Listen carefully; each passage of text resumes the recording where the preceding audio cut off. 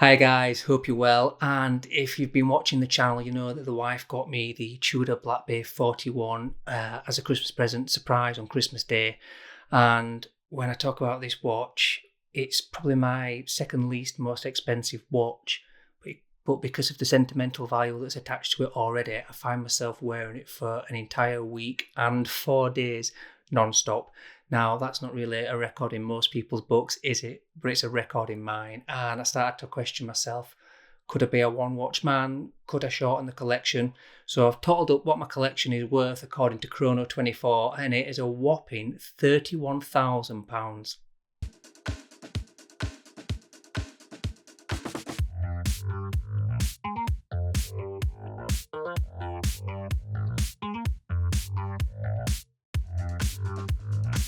It actually comes in just over £31,000 at 31,641.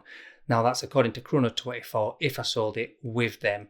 Now that sounds really attractive and really easy money, but I think in reality, if we take a closer look at it, it's not going to be quite like that. Now, if you've not watched the channel before, welcome, thank you for watching. And also, here's a rundown of my watch collection. Now, I have got a ton of other micro brands and other watches in the collection, but this is my core collection that I consider mine, that I've bought. I've got the Hamilton from the movie Interstellar. Now, I've had that a couple of years. That was actually a gift from the wife, so given its value and given its sentimental value on top, it's highly unlikely that I'm going to sell it. I've also got the Datejust two-tone 41mm, massive purchase, the most expensive watch I've ever bought in history, and I bought that last year in 2022.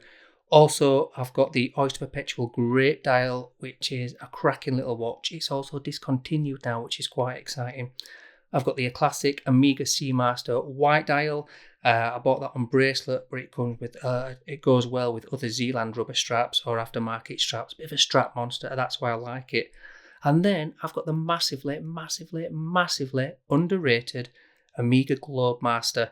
And even when I bought the Omega Globemaster, it was because I'd bought a Breitling. Oh, sorry, it was a gift from my parents, was the Breitling originally.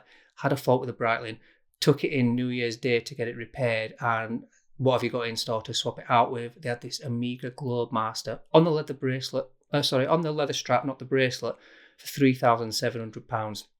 Now, to put it into perspective, that watch is now £6,700 retail.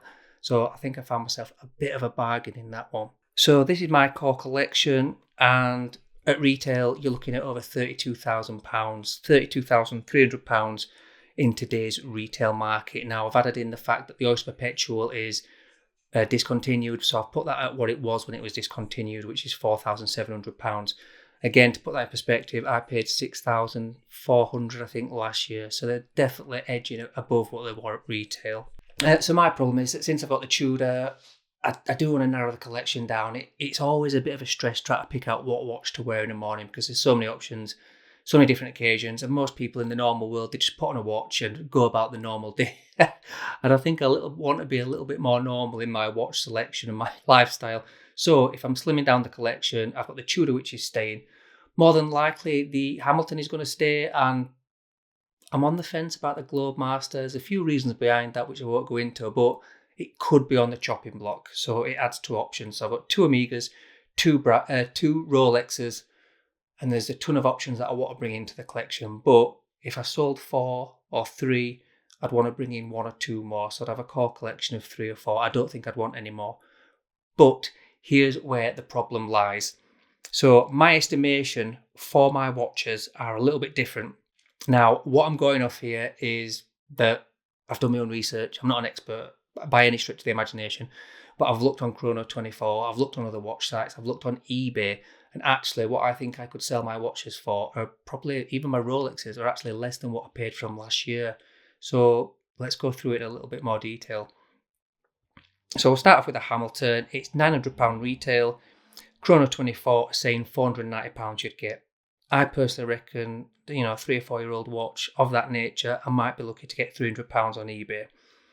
The Datejust is now a massive £11,600 retail. Chrono24 reckon I can get £12,749 for it. Now, I've done my research this on a big way, and I reckon I'd be lucky to get £10,000 on eBay, for example. It's just, I don't think that as popular or as high value as maybe Chrono 24 are making out. Just to point out, this, I'm just using Chrono 24 as an example. They haven't sponsored this video. I'm not trying to slag them off. It's just they've got a brilliant app where if you download the app, you can actually add your watch collection in there, and then you can see how much value it's done and how much it's risen over the last few years. So it's worth looking at that just alone. So I just thought I'd mention that. So yeah, the Datejust, £10,000 onto the Oyster Perpetual, 39. Now £4,700 retail. £7,764 is the maximum price that Chrono 24 reckon I could get for that watch. I reckon it's more likely to be around 6,200 at a push on eBay, for example. Now the Seamaster is £5,100. Friggin' hell, I remember the days when you could buy a Seamaster. My first Seamaster I bought for £2,400 with about 13% discount. Not that long ago. £5,100 retail. £3,793 is what Chrono 24 are saying. I reckon they're not that far off, to be honest. And, you know, with the people pushing on eBay, might get £3,600 for it. Onto the Globemaster, it's a massive £6,700, which I genuinely didn't know it was that much, but I did only pay that $3,700 for it originally. And Chrono 24 are saying $4,186, and I reckon they're not far off there. I reckon I could get £4,000 for this watch.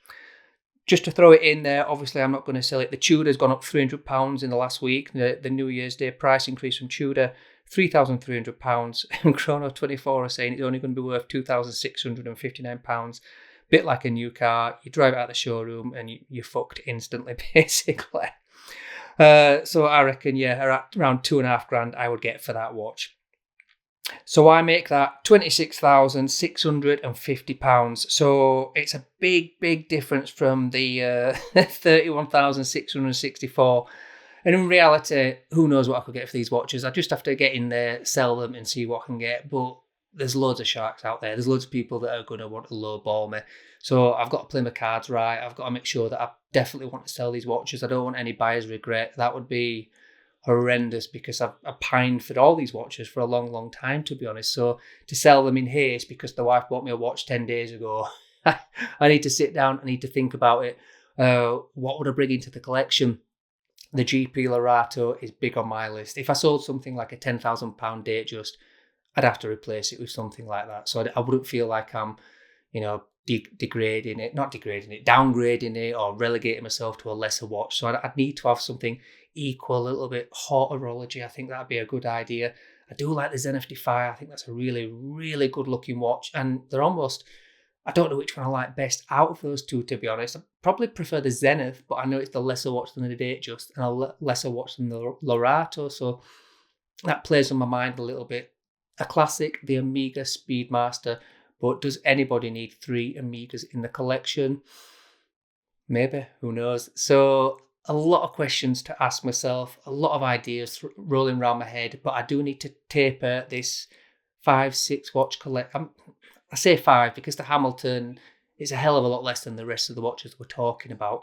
So I've got a 5 watch luxury collection worth £32,000. The Tudor's not going anywhere. The Hamilton's not going anywhere. That leaves 2 Rolex, 2 Omega. Something's going to have to give. What do you think I should do? What do you think I should bring into the collection? Right, guys, I'll see you in the next one.